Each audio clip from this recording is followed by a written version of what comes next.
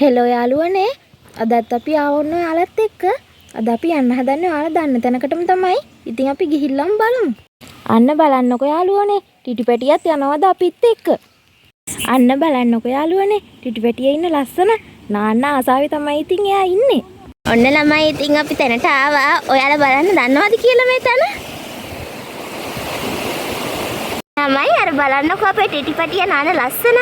අපේ ටිටිපැටිය අද නාවන්නේ අපේ අම්මා තමයි. ඔන්න බලන්නකෝ අද නම් ගඟේ වතුර පාර ටිකක් සැරයි. බලන්නකෝ යාළුවනේ ගඟට ආවට පස්සේ අපේ නංගිගේ තියෙන දැඟලිල්ල. අපිට ටිටිපැටියත් එක්ක නාන්න බෑනේ. ඉතින් අපි ගෙදරට ගිහිල්ලා ටිටිපැටියවත් දාලා බෝලෙකුත් අරගෙන ආපහු එන ගමන් තමයි අපි මේ ඉන්නේ. අපි ඉතින් එන ගමන් තමයි යාළුවෝ දෙන්නෙකුත් එක්කන් ආවා. මේ ඉන්නේ අපේ ගෙදර ඉන්න හොරගෙඩියා. මේ ඉන්නේ අපේ ගෙදර ඉන්න අල බෝලේ. ඔයාලා ඉතින් බලනවා නේද?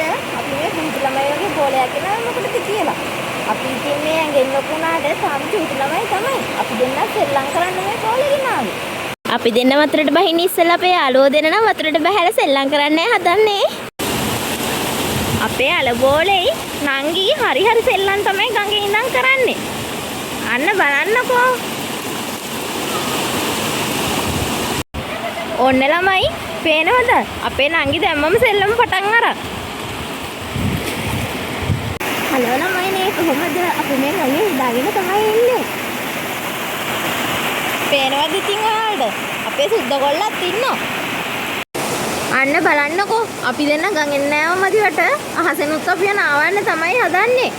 ලොකු වැස්සක් එන ගමන් තියෙන්නේ. මෙන්න ඉතින් අපේ ගෙදර ඉන්න තොත්ත බබා සෙල්ලම් කරනවා.